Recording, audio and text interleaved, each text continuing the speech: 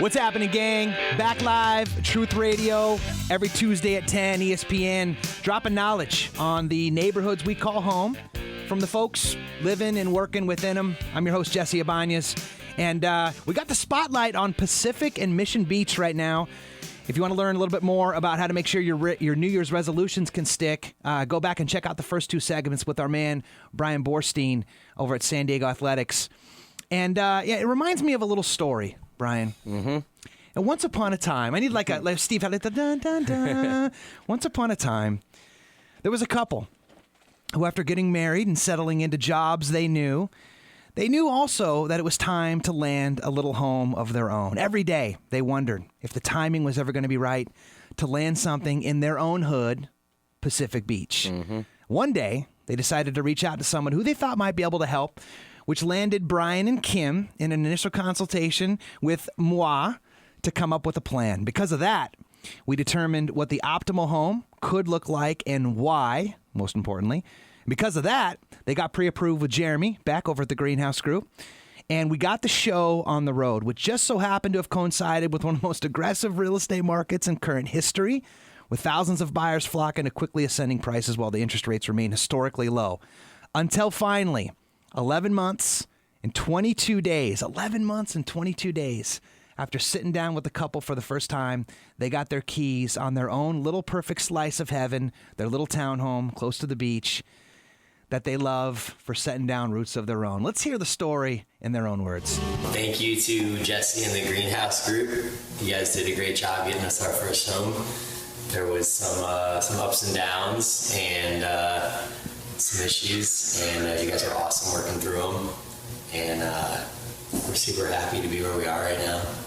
Yeah, I would just like to say it's an emotional process buying a house, and you guys were awesome the whole time. In constant communication, always there for us, always there when we needed something. Couldn't have done it without you. I mean, I can't believe how quickly we were able to make this happen and to move in here. We honestly looked at this place probably like 3-4 weeks ago, and now we have the keys. Like, it was a roller coaster ride, but really awesome. So thank you guys so much for everything. Yeah, it's fantastic. That every week we try to do a client spotlight, and where we're taking an actual owner who lives in the area that we're blowing up right now, finding some truth on, and looking at it through their eyes. And it just so happens that also is our man of the hour, Bryan Boorstein. Unfortunately, not flanked by your better half, Kimma. No. Who is also in the little piece there. But so, Bryan, tell me about like the story of Diamond Street. Oh man, I mean, like Kim made reference to in the audio piece, it was so fast. Like, that house was the second one we saw. We saw a first one and it was too small, and then we walked into that place, and immediately Kim was just turning to me and she's like, "I want it." And I was trying to be the practical Those one. faithful words. Yeah, I was trying to be pragmatic, and I was like, okay, well, maybe it would be like smarter to look around and check some other places, blah blah blah, and she was like, "No, I want that one." And I was like, okay, well, I guess it is what it is, So we were in the car with Carmen, yeah, and she's like, "Do you want to put the offer in?" Blah, blah, blah. And we're like, okay, yeah, let's put the offer in. Kim was so over the top with it that she actually was like, "I think we should offer more than the asking price." And I'm like, absolutely not. I'm putting my foot down. We are not offering more than the asking price. Good. And, good for you. It was an emotionally driven thing, Yeah. And so we put the offer in, and then I think it was that night we got a call saying it was accepted, and we immediately went into freak out mode. It was the most disparity between two emotions that you could possibly feel, like elated and excited and nervous, to holy crap, how are we going to do this? We just committed so much money, and are we sure this is even the one we want? And blah, blah, blah. Like, we probably only spent 5 minutes in the house, and in retrospect, it worked out perfectly, but in retrospect, I would have wanted to have spent more time in the house. And, you live and you learn. It's a first house, and it's fantastic. I would not have changed it for the world, and you guys are awesome. So it's been great. Well, I appreciate that, man. That's hilarious. If anybody who's learning about the story for the first time right now has either bought a home, or even if you haven't, you can totally find yourself inside that truth, right? Because there's like the drive And Greg, you know all about this too, right? I mean, there's like the drive that someone has to get it. And then it's almost like you're myopic by design. It's like the hunt, you know? And then as soon as you get the kill, if you're going to play the analogy out, then they immediately recoil. You're like, what the hell did I just do? And it's that crazy juxtapose emotionally, is it not? Yeah, for sure. And a lot of people actually end up kind of like disintegrating right there. Like that fall, they can't sustain that fall, and then they just freak out and they get in the way of themselves, and then they bounce. Well, we actually told you the next day. I was like, I think we need to back out. I don't think we're ready for this. And you were like, okay, well, if that's what you want to do, just give me the word. And I was like, I'll call you back. And it was a few hours later, and we were still freaking out. But I was like, we committed to this. This is a great house. We want this house. Like, let's move forward. So now, I love you sharing about that. And what I would love is, for Truth Nation right now, if they can find themselves inside your story, why PB? I mean, I love PB. It's the only place in San Diego I've ever lived. Now, you moved to PB when? 2007.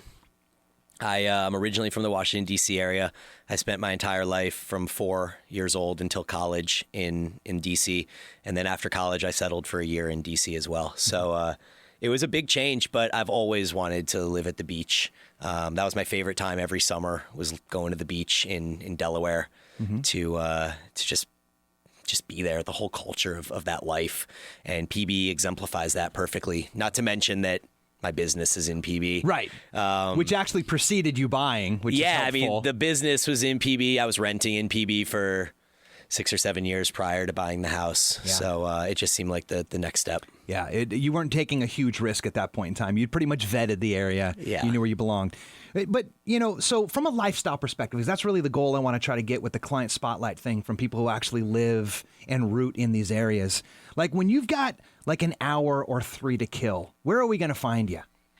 I guess it depends on what day it is. Like if it's a Sunday and there's football on, I might end up at Tap Room, which is one of my favorite local establishments.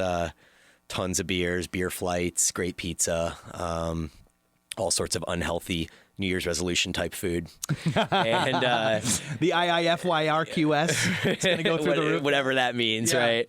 And then, if it's a weekday and got a couple down hours at work, I love to just go take a walk around the bay or the ocean, just kind of stare at the water, open up the mind a little bit. Anders and I have a history of spending countless hours at Bareback Grill, which is probably my favorite healthy-ish style restaurant around, with all grass-fed and free-range chicken and grass-fed burgers and sweet potato fries. And they also happen to have a lot of good beers too, if that's your thing. Yeah. But one of my favorite spots. I love those places. Yeah, and that's actually funny. You're riffing on 2 questions I wanted to make sure I followed up with. The one of them is the concept of like, why the beach? Like, why the relationship with the beach? Because everybody knows, man, I mean, you're paying a tariff. It's a sexy tariff to be down close to that water. So, in the whole like pain threshold spectrum, like what's offsetting that for you? Like, what is it about outside of maybe just the culture and the fact you got your business there? Like, there's a reason why you landed at that spot. What is it about that? What's your relationship with the beach that got you there? It's just such a tranquil place to be. Like, I think what I really like about the beach, at least from when I was younger, was being surrounded by people that took an active approach to health and fitness. And you find that much more at the beach. I mean, it's a coastal thing. You'll find it on the East Coast, even when there's no beach too, but specifically at the beach, like I love the boardwalk along there where, everyone's running and walking and throwing footballs around, and the incredible like characters that are in PB, like Slow-Mo and like the old guy who throws the football and makes all the like 12-year-olds run routes for like hours on end. Or the dready guy that does the smash ball. Right. And then there's the guy with the weird bike where the wheels twist. Like they act but he's always wearing a full of the bike and he's jumpsuit. Exactly. I mean, there's just such great characters in PB, and you can just kind of walk around and just watch the sun beat off the water, and it's just invigorating. So let's go hot list. I think there's like 3 or 4 different places you can choose to buy food. What's your grocery store of choice? That's actually a really good question, because I probably actually use all 3 of them for different reasons. Yeah. I do Henry's, or Sprouts, I guess it now is, Trader Joe's and Vons. Yeah. I generally buy my meat at the farmer's market on Tuesdays in PB. They have really, really good grass-fed beef, grass-raised, grass-finished. It is also 90-10, and most grass-fed beef is 85-15, so it's a little bit lower in fat. It's extremely high quality. And where's that out of? Where are they farming that from? It's De La something Ranch. It's up north, isn't it? It's like Or is it 45 local? minutes north. Yeah, Oh, it's like okay. Temecula area, Okay. I think. Okay. De La something That's Ranch. good, man. I'm gonna look into that. That's a good one. And they have great vegetables too. I actually just learned from recently, the last month, I've been buying baby broccoli from the farmer's market. And baby broccoli is raised and cultured in such a way that you're actually supposed to eat the stalks. And I didn't believe it at first, but I cut them up and put garlic salt on them and baked them up. And I actually found that the stalks are better than the florets. And I did not know that I would ever feel that way, but this stuff's incredible. The baby broccoli's awesome. Dude, dropping some knowledge on Truth Radio right here, getting into some stuff. So back to hot seat. So if that's your grocery store is a triumvirate, depending on what you're after.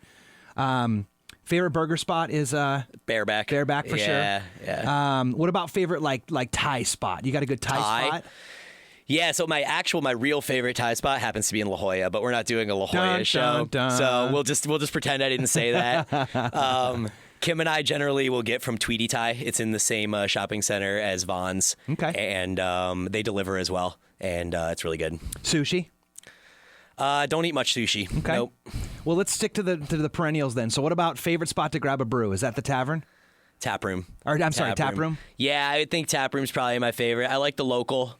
The local's got a good vibe if it's not like 2 a.m. on a Saturday night. Right. But yeah, I would say tap room's probably my most consistently visited spot. I really like the flights. Being able to try 6 different beers and get like a little 6-ounce sample of each. And for folks who don't know where that is, where's that located? That is Faneuil and Garnett. Got it. So last question for the hot seat then is like if you're thinking about a spot to go hang, it could be anything. It could even be a coffee shop for that matter. Like, what's your favorite vibe in all of PB? It doesn't even have to be actually a business. Right. Yeah, that's kind of what I was thinking. I really did going up to Kate Sessions. Yeah. Sitting on the top of that hill and watching you can see the mountains from Mexico in the distance, and you can watch the planes kind of come and go. You can see the entire panoramic of the city. Yeah. And it's a great spot. Yeah, and by the way, gang, we actually do a party up there. We call it our pumpkin patch party. Yep, I was there. We inflate this Gigantosaurus movie screen, play a cool little picture. It's usually kid flick kind of thing, but it's fun for everybody. And we do that every beginning of every October, where you can come and get your pumpkin that you can carve up, and then we give you prizes and stuff for that too. And it always happens at Kate Session because that is the coolest park in San Diego. Yeah, for sure. I love that spot. Bryan Boorstein, you are off the hot seat, my man. I appreciate you so much for coming in. Thanks for having me, Dropping man. It was awesome. deuce on us. Not only going business and New Year's resolutions, also client spotlight. Dropping in some lifestyle love. I'm just doing double duty over here. I appreciate you, my man. So, gang, let's do this. Coming up, there's one final piece of this conversation that we haven't quite covered yet, and I'm going to introduce our secret weapon in the studio today. He goes by the name of Kuchan. We'll stick around. We'll be right back.